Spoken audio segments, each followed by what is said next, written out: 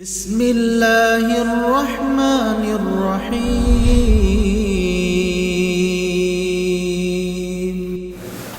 ان الحمد لله نحمده ونستعينه ونستغفره ونعوذ بالله من شرور انفسنا ومن سيئات اعمالنا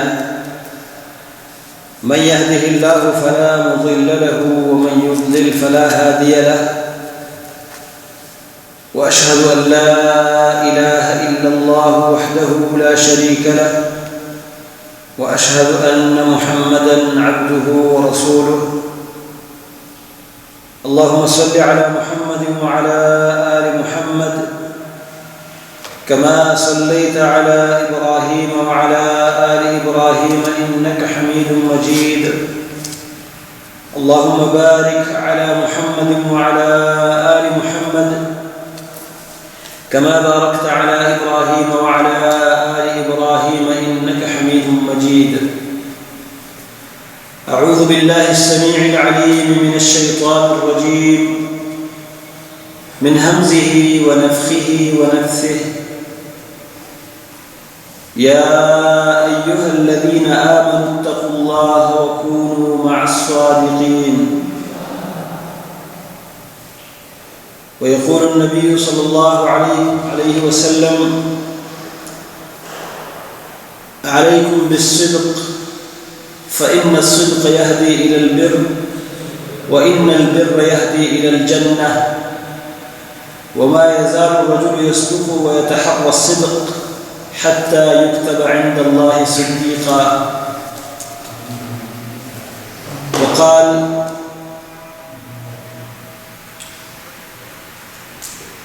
اضمنوا لي ستا من أنفسكم أضمن لكم الجنة اصدقوا إذا حدثتم أو كما قال عليه الصلاة والسلام. اسلام ہمیشہ اچھے اخلاق، اچھے اوصاف، اچھی عادات اپنانے کا حکم دیتا ہے. یہ دین ایسا دین ہے جس سے معاشروں کی اصلاح ہوتی ہے، جس سے معاشرے کے اندر سے ہر وہ چیز ختم ہو جاتی ہے جو معاشرہ میں بگاڑ پیدا کرنے کے اسباب ہیں. جن اعمال، جن عادات، جن اخلاق اور جن باتوں کی وجہ سے معاشرے میں خرابی اور بگاڑ پیدا ہوتا ہے، اسلام نے ان کا راستہ روکا ہے. اور جن باتوں کی وجہ سے انسانیت اپنی تکمیل تک پہنچتی ہے، اسلام نے ان اعمال، ان اخلاق کی حوصلہ افزائی کی ہے اور ان کی طرف ترغیب دلائی ہے. محمد کریم صلی اللہ علیہ وسلم جب ابھی آپ کو نبوت کا تاج نہیں پہنایا گیا تھا، آپ صلی اللہ علیہ وسلم پر ابھی وحی نازل نہیں ہوئی تھی، وحی کے نزول سے پہلے ہی آپ علیہ السلام کا ایک لقب مشہور تھا. آپ کو ایک لقب سے لوگ جانتے تھے اور وہ لقب تھا الصادق، اور اس کے ساتھ ساتھ دوسرا تھا الامین. الصادق سچ بولنے والے، سچا معاملہ کرنے والے، سچائی سے کام لینے والے اور امانت دار. تو سچائی ایک ایسی خصلت اور ایسی صفت تھی جو رسول اللہ صلی اللہ علیہ وسلم میں وحی کے نزول سے پہلے ہی موجود تھی. اور جب وحی کا نزول ہوا، اللہ تبارک و تعالیٰ کے پیغامات پہنچانے کا حکم ہوا، تب بھی نبی کریم صلی اللہ علیہ وسلم اس اچھی خصلت اور اچھی عادت پر قائم رہے. جب ہرقل روم کے بادشاہ نے ابو سفیان سے سوال کیا تھا، جبکہ ابو سفیان اس زمانے میں مسلمان نہیں تھا، صحیح بخاری میں بڑی تفصیل کے ساتھ یہ حدیث موجود ہے، اور مورخین نے بھی، اصحاب السیر نے بھی اس کو نقل کیا ہے ہرقل روم کے بادشاہ نے ایک سوال یہ کیا تھا، بماذا یأمرکم، یہ شخص جو اپنے آپ کو نبی کہتا ہے یہ آپ لوگوں کو کس بات کا حکم دیتا ہے؟ اس وقت وہ بھی کافر جو سوال کر رہا ہے اور جو سوال کے جواب دینے والے ہیں وہ بھی مسلمان نہیں تھا اس زمانے میں، ابو سفیان رضی اللہ عنہ بعد میں مسلمان ہوئے۔ تو ابو سفیان نے جواب میں جب اس نے سوال یہ کیا کہ آپ کو یہ شخص کس چیز کا حکم دیتے ہیں، ابو سفیان کا جواب کئی باتوں پر مشتمل تھا۔ اس میں ایک بات یہ تھی وَيَأْمُرُنَا بِالصِّدْقِ، ہمیں سچائی کا حکم دیتے ہیں، وَالْعَفَافِ، پاک دامنی کا حکم دیتے ہیں، پاک دامن رہنے کا، بدکاری سے بچنے کا، نماز کا حکم دیتے ہیں، صلہ رحمی کا حکم دیتے ہیں۔ تو بہرحال ان احکامات میں سے جو نبی کریم صلی اللہ علیہ وسلم لوگوں کو دیا کرتے تھے اسلام کے ابتدائی دور میں بھی، تو ان میں سے سچ کا ایک بہت بڑا نام تھا، بہت بڑا مقام تھا،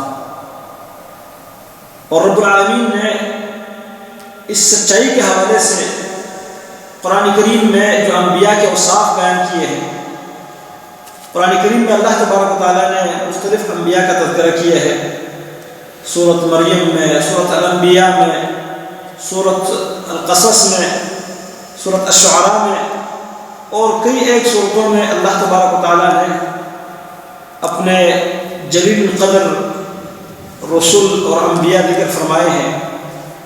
ان میں سے کئی انبیاء کے جو اللہ تعالیٰ نے اوصاف بیان کیے ہیں، جو ان کے صفات بیان کیے ہیں، ان میں ایک عظیم صفت سچائی کی ہے۔ رب العالمین نے مختلف انبیاء کا ذکر کیا ہے تو ان کی یہ صفت ان کے ساتھ لازم ذکر کیا ہے، جیسے ابراہیم علیہ السلام کے متعلق اللہ نے فرمایا سورۃ مریم آیت نمبر 41 میں، وَاذْكُرْ فِي الْكِتَابِ إِبْرَاهِيمَ إِنَّهُ كَانَ صِدِّيقًا نَبِيًّا، آپ کتاب میں ابراہیم کا تذکرہ پڑھیے، ابراہیم علیہ السلام کو یاد کر لیجئے، إِنَّهُ كَانَ صِدِّيقًا نَبِيًّا، بے شک وہ تھے بہت ہی سچ بولنے والے اور اللہ کے نبی تھے۔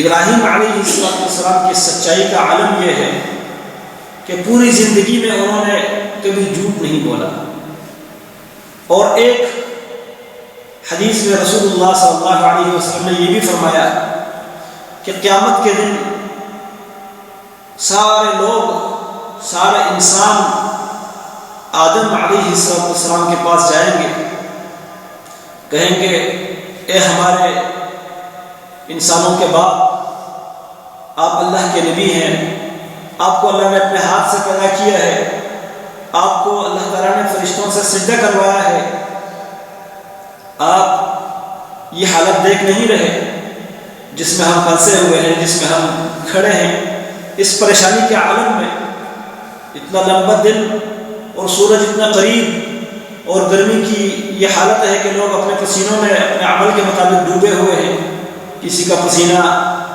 ان کے ٹخنوں تک، کسی کا گھٹنوں تک، کسی کا ناف تک، کسی کا سینے تک، اور کوئی اپنے پسینوں میں غوطے کھا رہا ہے۔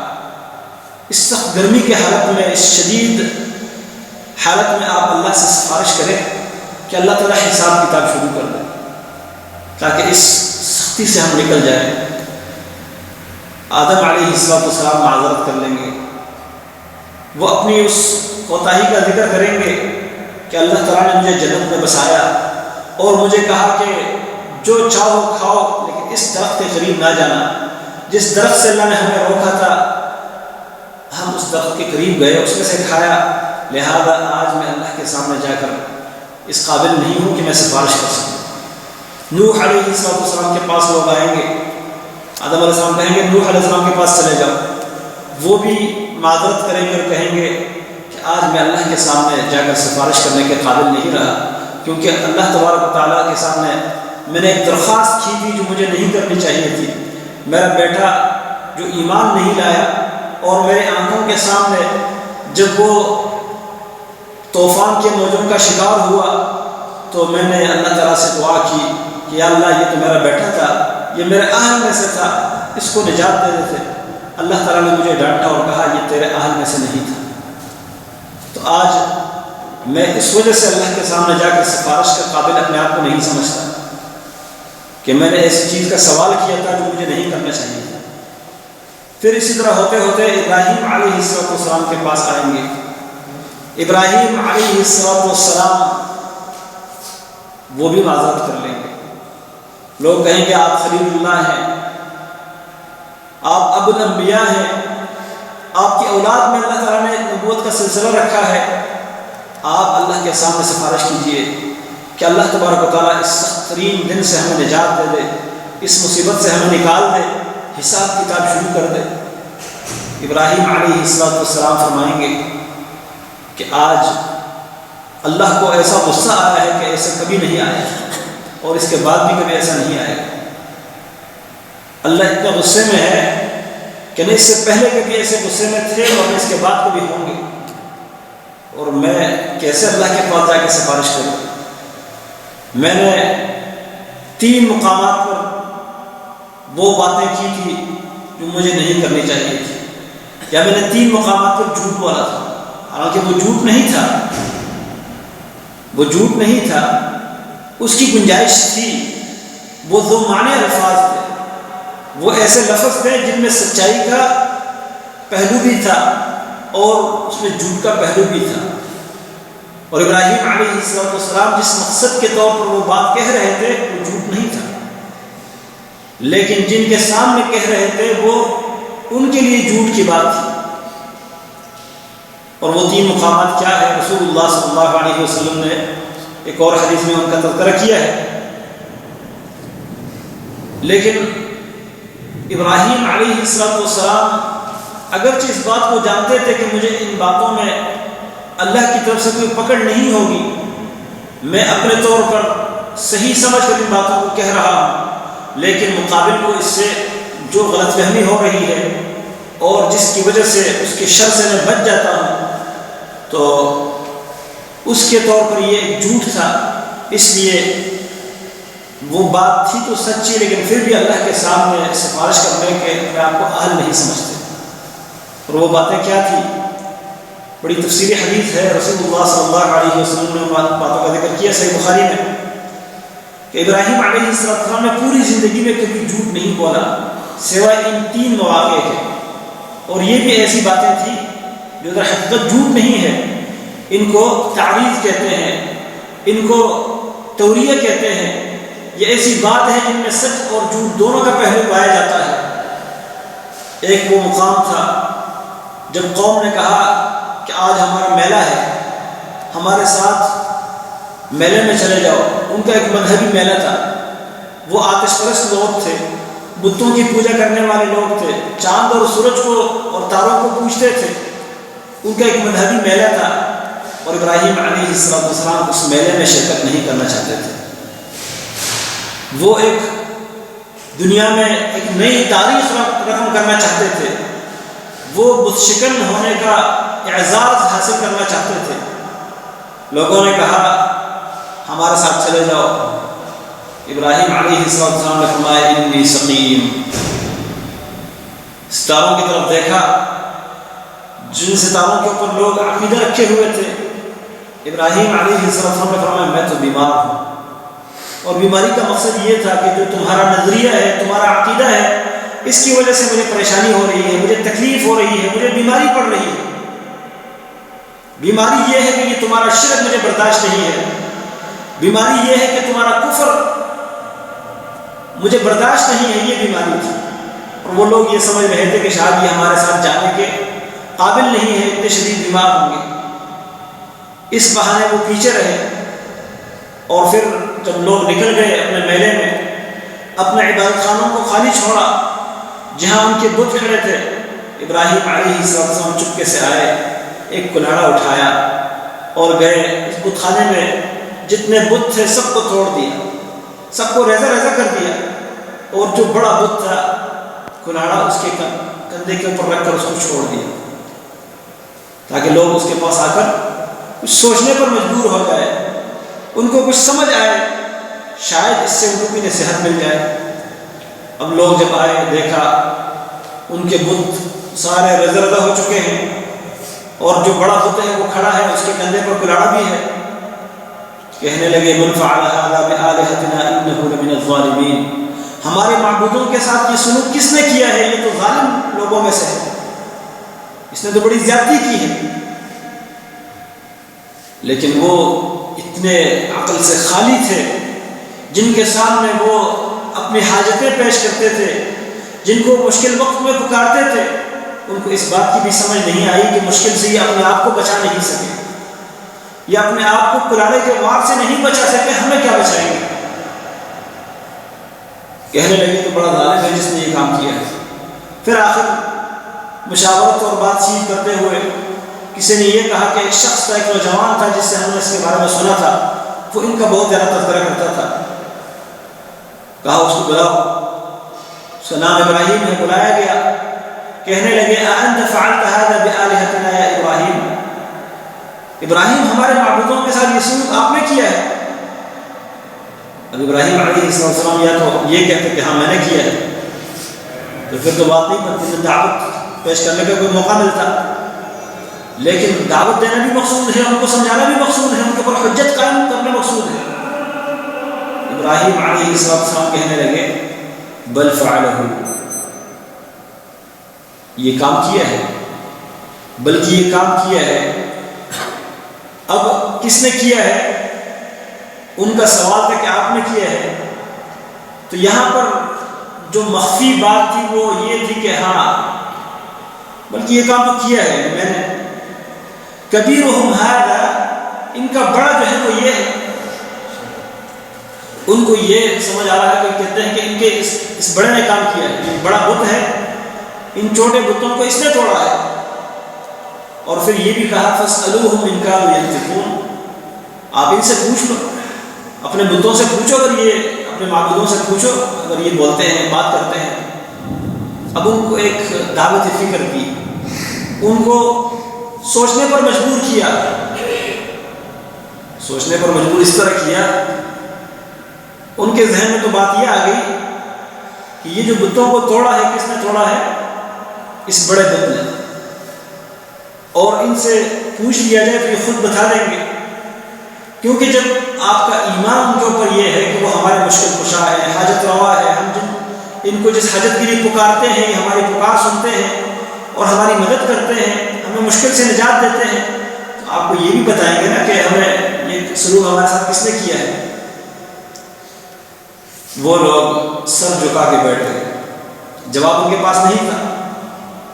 پھر اپنی ضد، عناد میں اور اپنی جہالت پر ڈٹے ہوئے کہتے ہیں لقد علمت ما هؤلاء ينطقون، ابراہیم آپ کو تو پتہ ہے یہ بات نہیں کر سکتے، اپنی زبان سے کہہ رہے کہ یہ بات نہیں کر سکتے، اور پھر بھی پکارتے ہیں، پھر بھی ان سے اپنی حاجتیں مانگتے ہیں، پھر بھی ان سے امیدیں لگائے ہوئے ہیں۔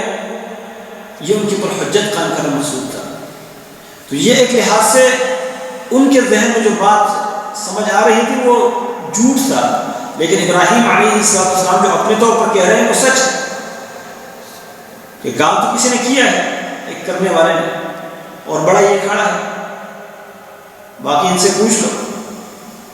تیسری بات، ابراہیم علیہ السلام ایک سفر میں تھے، اپنی اہلیہ سارہ علیہ السلام کو لے کر جا رہے تھے، مصر سے ان کا گزر ہو رہا تھا، وہاں ایک ظالم بادشاہ تھا۔ اس ظالم بادشاہ کی ایک بری عادت تھی کہ وہاں سے گزرنے والے کسی مسافر کو وہ چھوڑتا نہیں تھا، اس کو پکڑ لیتا، اس کے ساتھ اگر کوئی عورت ہوتی تو اس عورت کے بارے میں اس کو پتہ چلتا کہ یہ اس کی بیوی ہے۔ اس ظالم بادشاہ کو اگر پتہ چلتا کہ اس شخص کے پاس، اس مسافر کے ساتھ جو عورت ہے یہ اس کی اپنی بیوی ہے، تو وہ اس مسافر کی ذلت اور اس کو رسوا کرنے کے لیے کیا کرتا ہے؟ اس کی بیوی کے ساتھ بدکاری کرتا ہے۔ اور اگر کوئی اس کی بہن ہوتی یا کوئی ماں ہوتی، بیٹی ہوتی، تو اس کو چھوڑ دیتا، لیکن وہ اتنا بڑا متکبر اور جابر ظالم تھا کہ کسی کے ساتھ اپنی بیوی جا رہی ہوتی تو اس بیوی کی وہ بےعزتی کرتا، اس کے ساتھ بدکاری کرتا تاکہ وہ شخص ذلیل ہو جائے اس کے سامنے۔ ابراہیم علیہ السلام اس راستے سے گزر رہے ہیں، اس ظالم بادشاہ کی فوجوں نے پکڑا اور ساتھ بیوی بھی ہے۔ ابراہیم علیہ السلام کو پتہ تھا کہ یہ ظالم بادشاہ یہ کرتا ہے اس طرح، تو اپنی بیوی سے کہا کہ اگر آپ سے یہ لوگ پوچھے کہ آپ کا کیا ہے تو آپ نے یہ نہیں بتانا کہ یہ میرا شوہر ہے، آپ نے کیا بتانا ہے کہ یہ میرا بھائی ہے، اور مجھ سے بھی اگر سوال کریں گے میں کہوں گا یہ میری بہن ہے، کیونکہ اس وقت دنیا میں میرے اور آپ کے علاوہ عقیدہ توحید پر کوئی نہیں ہے۔ اس علاقے میں میرے اور آپ کے علاوہ اللہ کے سچے دین کے اوپر کوئی نہیں ہے، لہذا دین کے لحاظ سے میں آپ کا بھائی اور آپ میری بہن ہیں، کیونکہ مومن مومن کا بھائی ہے اور مومن عورت مومن مرد کی بھی بہن ہے۔ اس لحاظ سے ان سے یہ کہا کہ آپ سے اگر سوال کریں تو میں آپ کا بھائی ہوں دین کے لحاظ سے، تو آپ بتا رہا کہ یہ میرا بھائی ہے، مجھ سے پوچھیں گے تو میں کہوں گا کہ میری بہن ہے۔ اب جب بادشاہ کے فوجوں نے اس کو پکڑا، اس سے پوچھا یہ شخص تمہارا کیا ہے؟ اس نے کہا یہ میرا بھائی ہے۔ ان سے بھی پوچھا کہ یہ آپ کی کیا لگتی ہے؟ اس نے کہا، ابراہیم علیہ السلام نے کہا یہ میری بہن ہے دینی۔ اب یہ جھوٹ تو نہیں تھا، دین کے لحاظ سے بالکل بہن بھائی تھے، لیکن ان کے سمجھ میں یہ بات آ رہی تھی کہ یہ ان کا شوہر نہیں ہے، بھائی ہے۔ لیکن اس ظالم بادشاہ نے پھر بھی جو اس کی عادت تھی اس سے ہٹ کر اس نے کیا کیا، سارہ علیہ السلام کی طرف بری نیت سے جانے لگا۔ اللہ تبارک تعالیٰ جس کو بچاتا ہے، جو اللہ کا ہو جاتا ہے، اللہ تعالیٰ اس کو پھر ہر جگہ کام آتا ہے، جہاں کوئی بچانے والا نہ ہو وہاں بھی اللہ بچاتا ہے۔ جب وہ ظالم بادشاہ سارہ کے پاس جانے لگا بدکاری کی نیت سے، انہوں نے اللہ سے دعا کی، مشکل وقت میں اللہ کام آتا ہے، لیکن جب ہم راحت میں اللہ کو پکاریں گے، اللہ سے تعلق رکھیں گے، پھر مشکل میں اللہ ہمیں اکیلے نہیں چھوڑیں گے۔ اللہ سے دعا کی، یا اللہ اس ظالم کو میرے اوپر تسلط نہ دے، مجھے اس کے کنٹرول میں نہ دے یا اللہ۔ اس کے اوپر ایک کپی تاری ہو گئی اور بے ہوش ہو کے گر پڑا بادشاہ۔ پھر آواز دی کہ مجھے اس مصیبت سے چھڑا دے، تو دعا کر لے کہ میں اس حالت سے نکل جاؤں، میں تجھے کچھ نہیں کہوں گا۔ سارہ نے پھر دعا کی اور یہ شخص ٹھیک ہو گیا۔ پھر اس کے دل میں وہ شیطانی آگ بڑک اٹھی اور پھر آگے بڑھنے لگا۔ سارہ علیہ السلام نے پھر اللہ سے دعا کی، پھر اسی طرح اس کے اوپر کپی تاری ہوئی اور گر پڑا۔ پھر اس نے مطالبہ کیا کہ اب مزید کچھ نہیں کہوں گا، میرے لیے دعا کر، اللہ مجھے اس حالت سے نکال دے۔ سارہ نے پھر دعا کی، ٹھیک ہو گیا۔ اور پھر اس نے کیا کیا، اپنے فوجوں سے کہا کہ اس کو لے جاؤ، اس بلا کو کہاں سے لے کر آئے ہو، اس جنیہ کو کہاں سے تم لے کر آئے ہو۔ اس نے لفظ استعمال کیا کہ اس شیطانہ کو کہاں سے لے کر آئے ہو۔ شیطان سے مراد بلا اور جنیہ ہے، اس کو لے جاؤ اور اس کی خدمت کے لیے ایک لونڈی بھی دو، حاجہ۔ تو ان کو چھوڑ بھی دیا اور ان کی خدمت کے لیے حاجرہ بھی دی۔ عرب کی ماں ہے، رسول اللہ صلی اللہ علیہ وسلم فرماتے ہیں فَتِلْكَ أُمُّكُمْ يَا بَنِي مَاءَ السَّمَاءِ، اے بارش کے پانی کی اولاد، عرب سے کہتے ہیں، عرب لوگوں سے، کیونکہ عرب لوگوں کے پاس کوئی اور پانی نہیں تھا، اس بارش کے پانی سے ان کو گزارا چلتا تھا۔ یہ تمہاری ماں تھی جو اس ظالم بادشاہ نے ابراہیم علیہ السلام کی بیوی سارہ کو ہدیے میں دی تھی۔ پھر بعد میں ابراہیم علیہ السلام نے ان سے شادی کر لی، ام اسماعیل۔ تو بہرحال یہاں پر بھی اللہ تبارک و تعالیٰ نے ان کو بچایا، اور ابراہیم علیہ السلام نے جو توریہ استعمال کیا، جو تعریف کی، کہا کہ یہ میری بہن ہے۔ یہ جھوٹ نہیں تھا ان کے ذہن کے مطابق، ابراہیم علیہ السلام اپنے لحاظ سے سچ کہہ رہے تھے، لیکن پھر بھی ان باتوں کی وجہ سے کہتے ہیں قیامت کے دن کہ میں اس قابل نہیں ہوں کہ میں اللہ کے سامنے جا کر کوئی سفارش کروں۔ لیکن اللہ تبارک و تعالیٰ نے ان کی صفت کیا بیان کی، انہ کان صدیقا نبیا، بے شک ابراہیم بہت ہی سچ بولنے والے اللہ کے نبی تھے۔ اور یہ صرف ابراہیم علیہ السلام نہیں، اللہ تبارک و تعالیٰ نے اسحاق علیہ السلام کا ذکر کیا، یعقوب علیہ السلام کا ذکر کیا، اور اس سے پہلے ابراہیم علیہ السلام کو ایک اور بیٹا اللہ نے عطا کیا تھا، ان کا ذکر بھی اگلی آیتوں میں موجود ہے۔ اسحاق اور یعقوب علیہ السلام کے بارے میں اللہ نے فرمایا وَوَهَبْنَا لَهُم مِّن رَحْمَتِنَا وَجَعَلْنَا لَهُمْ لِسَانَ صِدْقٍ عَلِيًّا، ہم نے ان کو سچی زبان عطا کی تھی، سچی زبان۔ اسماعیل علیہ السلام کے بارے میں اللہ تعالیٰ نے یہی فرمایا وَاذْكُرْ فِي الْكِتَابِ إِسْمَاعِيلَ إِنَّهُ كَانَ صَادِقَ الْوَعْدِ وَكَانَ رَسُولًا نَبِيًّا۔ آپ ابراہیم کا تذکرہ پڑھیے کتاب میں، وہ بہت زیادہ وعدے کے سچے تھے، وعدے کے سچے، اور اللہ کے رسول بھی تھے، نبی بھی تھے۔ اسی طرح کئی انبیاء کا ذکر کر کے اللہ تبارک و تعالیٰ نے ان کی یہ صفت واضح کی ہے کہ سچائی ان کے ساتھ لازم اور ملزوم تھی۔ جیسے نبی ہمیشہ سچ بولنے والے ہوتے ہیں، اسی طرح مومن کی بھی صفت ہے کہ مومن ہمیشہ سچ بولتا ہے۔ مومن جھوٹ کی عادت نہیں پکڑتا، باقی برائیاں اس کے اندر آ سکتی ہے، باقی برائیوں کو وہ اپنی عادت بنا سکتا ہے، اپنی جہالت اور لاعلمی کی وجہ سے، اپنی کمزوری کی وجہ سے، لیکن جھوٹ کو مومن کبھی اپنی عادت نہیں بناتا۔ جھوٹ ان لوگوں کی عادت ہے جو مومن نہ ہو، جو منافق ہو۔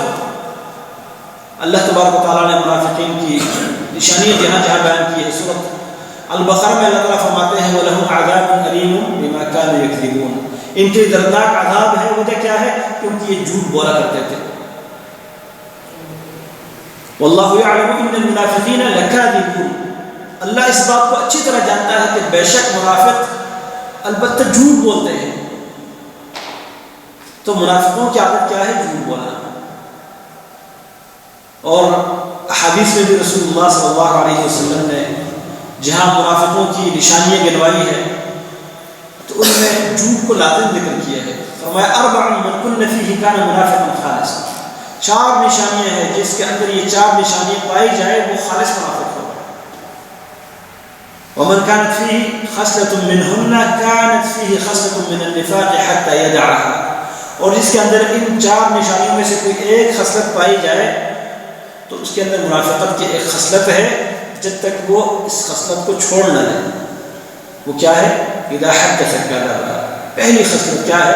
جب بات کرے تو جھوٹ بولے، بات کرے تو جھوٹ بولے، یہ خصلت ہے منافقوں کی، اور یہ بنیادی نشانی ہے کہ منافق وہ جھوٹ بولنے والا ہوتا ہے، اس کی خمیر میں جھوٹ شامل ہوتی ہے، وہ اپنے آپ کو جھوٹ بولتے ہوئے کامیاب سمجھتا ہے، وہ سمجھتا ہے کہ میں جھوٹ بولا گا تو میں کامیاب ہو جاؤں گا، وہ اپنے لیے نجات ہی جھوٹ میں سمجھتا ہے۔ اللہ تبارک و تعالیٰ نے قرآن کریم میں جہاں پر غزوہ تبوک کے متعلق آیت نازل فرمائی ہے، اس غزوہ میں سے پیچھے رہنے والے کچھ لوگ تھے جو سچے مومن تھے، ان کا بھی اللہ نے ذکر کیا ہے، اور کچھ لوگ ایسے تھے جو جھوٹے تھے، منافق تھے، وہ بہانے کر کے جھوٹ بول کر اللہ کے نبی صلی اللہ علیہ وسلم کو انہوں نے منا لیا، راضی کر لیا کہ جی ہمارا تو یہ عذر تھا، ہماری یہ مجبوری تھی، اور یہ تھا وہ تھا۔ جھوٹ بول بول کر، قسمیں کھا کھا کر اللہ کے نبی صلی اللہ علیہ وسلم کو انہوں نے تسلیاں دی اور اپنے آپ کو معاف کروایا اللہ کے نبی سے، لیکن اللہ کے ہاں وہ معاف نہیں ہوئے۔ اور کچھ لوگ وہ تھے جنہوں نے سچ کو لازم پکڑا، ان میں سے اللہ تبارک تعالیٰ نے تین کا ذکر کرنے کے بعد فرمایا یا ایھا الذین آمنوا اتقوا اللہ، اے ایمان والو اللہ سے ڈرو، وکونوا مع الصادقین، اور سچ بولنے والوں کے ساتھ رہو۔ جیسے یہ تین آدمی کعب بن مالک، مرارہ بن ربیع، ہلال بن امیہ، یہ تین تھے جو مومن تھے اور غزوہ تبوک سے پیچھے رہ گئے تھے، غزوہ تبوک سے پیچھے رہ گئے تھے۔ پیچھے رہنے کی وجہ سے سستی تھی، یہ نہیں تھا کہ پیچھے رہنا چاہتے تھے، خیال یہ تھا کہ ہم نکل جائیں گے، ہم مل لیں گے قافلے کو، رسول اللہ صلی اللہ علیہ وسلم کے پاس ہم پہنچ جائیں گے، لیکن اسی طرح کرتے کرتے وہ لیٹ ہو گئے اور قافلہ آگے نکل گیا، پھر ان کے لیے پہنچنا مشکل تھا، یہاں تک کہ رسول اللہ صلی اللہ علیہ وسلم واپس آئے۔ لوگوں نے بہانے کیے، جھوٹ بولا، لیکن یہ تینوں اپنی سچائی پر قائم تھے۔ انہوں نے کہا ہمارا کوئی عذر نہیں تھا، ہمارا کوئی عذر نہیں تھا۔ لوگوں نے کہا کہ دیکھو باقی لوگوں نے بہانے کر لیے، اپنے آپ کو رسول اللہ صلی اللہ علیہ وسلم کے سامنے پیش کیا، اور اللہ کے نبی نے ان کے لیے دعا کر لی، معافی مانگی، وہ معاف ہو گئے۔ آپ بھی ایسا کر لو، جھوٹ بولو، نبی صلی اللہ علیہ وسلم دعا کر لیں کہ آپ معاف ہو جائیں گے۔ انہوں نے کہا نہیں، ہم جھوٹ نہیں بولیں گے۔ رسول اللہ صلی اللہ علیہ وسلم نے صحابہ کرام کو منع کیا کہ ان کے ساتھ بات چیت ختم کر دو۔ ان کے ساتھ بالکل بات چیت بند ہو گئی، بائیکاٹ ہو گیا۔ 50 دن تک ان کے ساتھ مسلمانوں نے بات نہیں کی، اپنی بیویوں نے بھی ان کے ساتھ بات چیت ختم کر دی۔ اللہ اکبر! لیکن اس کے باوجود جھوٹ بولنے کے لیے وہ تیار نہیں ہوئے، اور پھر اللہ تبارک و تعالیٰ نے ان کی توبہ کی قبولیت کا اعلان کیا۔ کعب بن مالک فرماتے ہیں رضی اللہ عنہ کہ میرے اوپر یہ نظر ہے کہ اللہ تعالیٰ نے سچ کی وجہ سے مجھے ہلاکت سے بچایا، سچ کی وجہ سے اللہ تعالیٰ نے مجھے منافقین کے زمرے میں شامل ہونے سے بچایا۔ اب میں جب تک زندہ رہوں گا میں کبھی جھوٹ نہیں بولوں گا۔ اور پھر انہوں نے اس نظر کو پورا بھی کیا، مرتے دم تک کبھی انہوں نے جھوٹ نہیں بولا۔ اور اللہ تعالیٰ نے ہمیں وہی بات، اسی بات کی وصیت کی، یا ایھا الذین آمنوا اتقوا اللہ، اے ایمان والو اللہ سے ڈرو، وکونوا مع الصادقین، اور سچ بولنے والے بنو، سچ بولنے والوں کے ساتھ رہو۔ نبی کریم صلی اللہ علیہ وسلم نے سچ بولنے والوں کی جو فضیلت بیان فرمائی ہے، جو ترغیب دلائی ہے، ان میں سے آپ نے فرمایا اضمنوا لی ستا من انفسکم، مجھے اپنے نفسوں میں سے 6 باتوں کی گارنٹی دے دو، 6 باتوں کی گارنٹی دو، اضمن لکم الجنہ، میں تمہیں جنت کی گارنٹی دوں گا۔ ان میں سے ایک بات کیا ہے؟ پہلی بات اصدقوا اذا حدثتم، جب بات کرتے ہو تو سچ بولو، جب بات کرو تو سچ بولو، اس بات کی گارنٹی دو گے تو جنت ملے گی۔ اسی طرح نبی کریم صلی اللہ علیہ وسلم سچ بولنے والوں کے متعلق آپ نے حکم دیا ہے، علیکم بالصدق، سچ کو لازم پکڑو۔ وجہ کیا ہے؟ فإن الصدق يهدي إلى البر، اس لیے کہ سچ انسان کو نیکیوں کی طرف لے جاتا ہے۔ وما يزال الرجل، فرمایا وإن البر يهدي إلى الجنة، نیکی انسان کو جنت کی طرف لے جاتی ہے۔ یعنی سچ بولنے والا اللہ تعالیٰ اس کو مزید نیکیوں کی توفیق عطا کرتا ہے، مزید اچھے اعمال کی توفیق عطا فرماتا ہے۔ جو سچ بولے گا اللہ تعالیٰ اس کو نیکیوں کی توفیق دے گا۔ جو انسان یہ چاہتا ہے کہ مجھے نیکیوں میں آگے بڑھنے کا موقع ملے، وہ کیا کرے؟ سچ کو لازم پکڑے۔ فرمایا کیونکہ نیکی انسان کو پھر جنت کی طرف لے جاتی ہے۔ اور فرمایا وما يزال الرجل يصدق، آدمی ہمیشہ سچ بولتا ہے، ويتحرى الصدق، اور سچ بولنے کے ہمیشہ وہ کوشش میں لگا رہتا ہے، حتى يكتب عند الله صديقا، یہاں تک کہ اللہ کے ہاں وہ صدیق لکھا جاتا ہے، زیادہ سچ بولنے والا۔ اور اس کے برعکس فرمایا وإياكم والكذب، جھوٹ سے بچو، فإن الكذب يهدي إلى الفجور، اس لیے کہ جھوٹ گناہوں کی طرف لے جاتا ہے۔ وإن الفجور يهدي إلى النار، اور گناہ انسان کو آگ کی طرف لے جاتے ہیں۔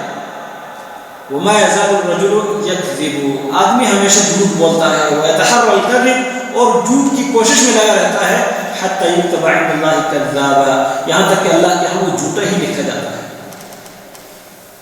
صحیح بخاری کی حدیث ہے۔ جھوٹ بولنا یہ تباہی ہے، سچ بولنا یہ نجات ہے۔ اگرچہ کہیں مشکل آپ کو نہیں بن رہا ہو، پھر بھی آپ سچ بولیں گے تو اللہ تبارک و تعالیٰ آپ کی براءت، آپ کی صفائی کا اعلان اپنے طور پر کرے گا۔ اب دیکھیے، جب عزیز مصر کی بیوی نے الزام لگایا یوسف علیہ السلام کے اوپر، وہ جھوٹی تھی اور یوسف علیہ السلام سچے تھے، اب اس جھوٹ کو اللہ نے کیسے واضح کیا؟ یوسف علیہ السلام کو جیل جانا پڑا، تقریباً کچھ لگ بھگ 7 سال جیل میں رہے، اور جب جیل سے نکالے گئے تو عزیز مصر کی بیوی نے خود وضاحت کی اور ان کی سچائی کا اعلان کیا، کہا انا راودتہ عن نفسہ وانہ لمن الصادقین، میں نے جو ساری باتیں کہی تھی، جو باتیں بنائی تھی، میں جھوٹی تھی، میں نے اس سے مطالبہ کیا تھا ان کے نفس کے بارے میں، اور یہ سچے تھے، انہوں نے جھوٹ نہیں بولا تھا۔ ان کے سچائی کا اعلان مخالف نے کیا، جس نے دعویٰ کیا تھا، جس نے کیس کیا تھا، اس نے اپنا کیس واپس لیا اور اپنے دعوے کو واپس لیا اور کہا میں جھوٹی تھی، یہ سچا تھا۔ سچ بولنے کا یہ انجام ہوتا ہے کہ انسان کے اوپر آزمائش آ بھی جائے، اللہ تعالیٰ اس کو نجات دے دیتا ہے۔ سچ بولنے کے حوالے سے قرآن کریم کی کئی آیتیں ہیں، رسول اللہ صلی اللہ علیہ وسلم کی کئی احادیث ہیں، لیکن جھوٹ جو ہے، جھوٹ اس کے متعلق اگر ہم قرآن و سنت کا مطالعہ کرتے ہیں تو بہت خطرناک جرم ہے۔ جھوٹ ایک خطرناک جرم ہے، یہاں تک کہ مزاح میں بھی اس سے بچنا، ان کے لیے اللہ کے نبی صلی اللہ علیہ وسلم نے جنت کی خوشخبری دی ہے۔ آپ نے فرمایا انا زعیم ببیت فی ربض الجنہ لمن ترک المراء وان کان محقا، وببیت فی وسط الجنہ لمن ترک الکذب وان کان مازحا، وببیت فی اعلی الجنہ لمن حسن خلقہ، او کما قال صلی اللہ علیہ وسلم۔ فرمایا میں گارنٹی دیتا ہوں جنت کے پہلو میں، جنت کے ایک سائڈ میں گرد گارنٹی دیتا ہوں جو جگڑنا چھوڑ دے، اگرچہ وہ حق بجانب ہو، حق بجانب بھی ہو تب بھی وہ لڑنا چھوڑ دے، میں اس کو جنت کے ایک سائڈ پر گر کی گارنٹی دیتا ہوں۔ اور فرمایا جنت کے درمیان میں گر کی گارنٹی دیتا ہوں لمن ترک الکذب، جو جھوٹ بولنے کو چھوڑ دے، ان کا نماز ہے اگرچہ مذاق میں ہو، مذاق میں بھی وہ جھوٹ بولنا چھوڑ دے، میں جنت کے درمیان میں اس کے لیے گھر کی ضمانت دیتا ہوں کہ اللہ اس کو جنت کے درمیان میں کر دے گا۔ اور جو اپنے اخلاق کو اچھا کرے، جنت کے بالکل اعلیٰ مقام میں اس کے لیے میں گھر کی گارنٹی دیتا ہوں۔ رسول اللہ صلی اللہ علیہ وسلم کے ایک صحابی ہیں عبداللہ بن عامر رضی اللہ تعالیٰ عنہ، کہتے ہیں ہمارے گھر نبی کریم صلی اللہ علیہ وسلم تشریف لائے، میں چھوٹا تھا اس وقت، تو میری ماں نے مجھے آواز دی، کہا بیٹا آؤ،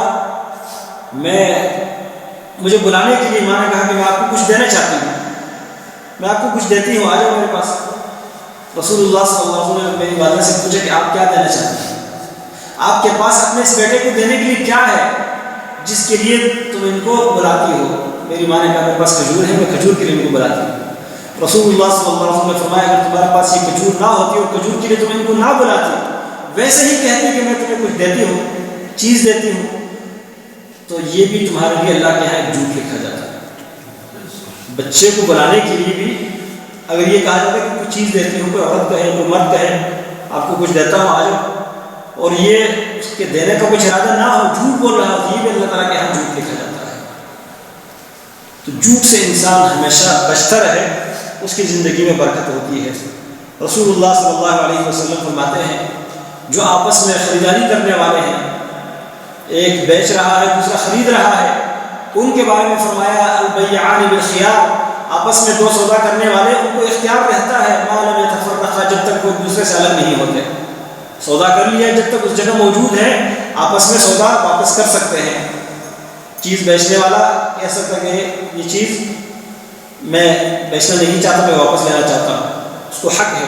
خریدنے والا کہتا ہے یار مجھے نہیں چاہیے، واپس دے سکتا ہے۔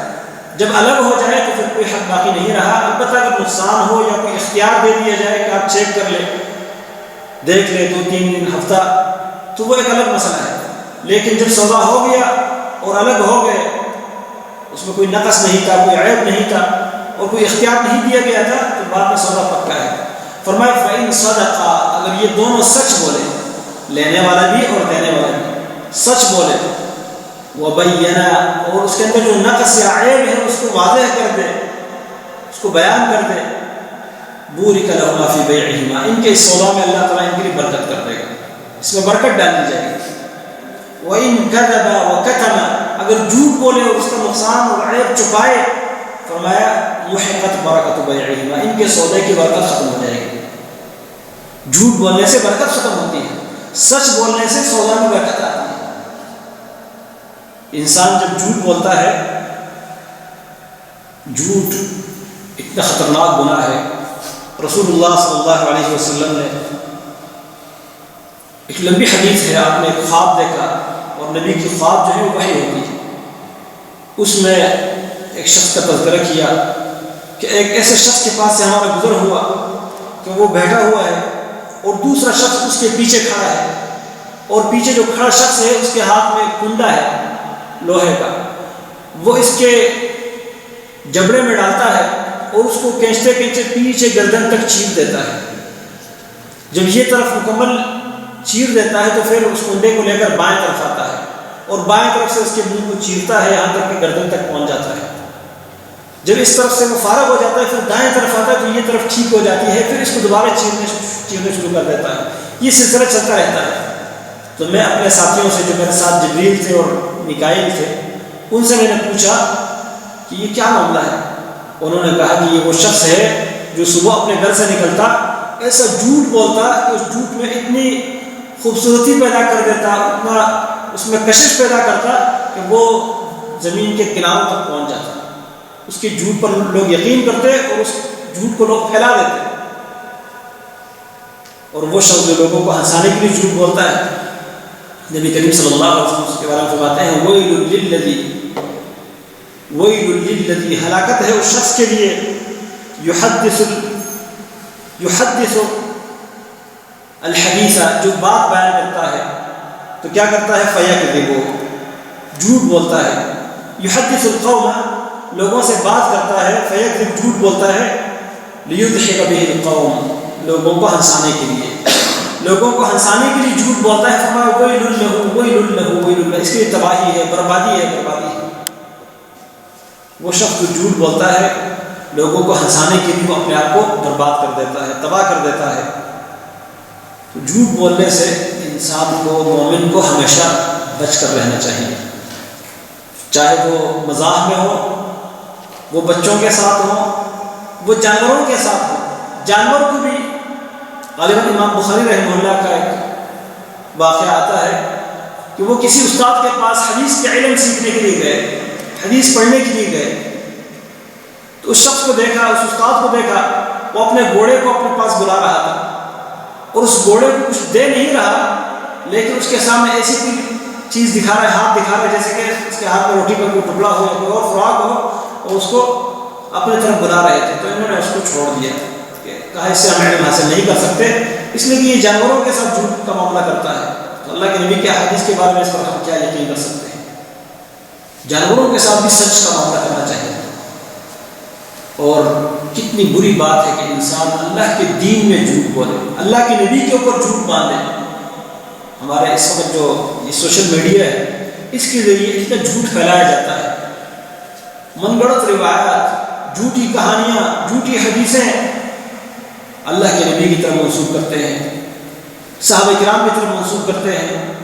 کئی ایسے اقوال کہتی علی رضی اللہ عنہ کا فرمان ہے، عمر رضی اللہ عنہ کا فرمان ہے، ابو بکر صدیق رضی اللہ تعالیٰ عنہ کا فرمان ہے، حالانکہ انہوں نے یہ نہیں فرمایا ہوتا، اپنی طرف سے ہم کہتے ہیں ان کا فرمان ہے۔ نبی کریم صلی اللہ علیہ وسلم کے بارے میں جھوٹ باندھنا، آپ کی طرف جھوٹی بات منسوخ کرنا، آپ نے فرمایا من حدث عنی بحدیث یرا انہ کذب فہو احد الکاذبین، جو کوئی ایسی روایت بیان کرتا ہے جو جھوٹ سمجھا جاتا ہے، یعنی جو اصل میں بظاہر پتہ چلتا کہ یہ جھوٹ ہے، فرمایا یہ بھی جھوٹوں میں سے ایک جھوٹا ہے۔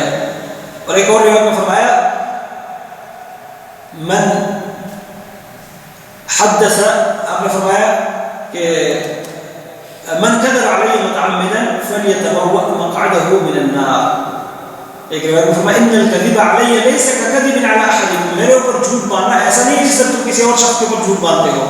فرمایا من کذب علی متعمدا، جو میرے اوپر جان بوجھ کر جھوٹ باندھتا ہے، فلیتبوأ مقعده من النار، وہ اپنا ٹھکانہ جہنم میں بنا لے۔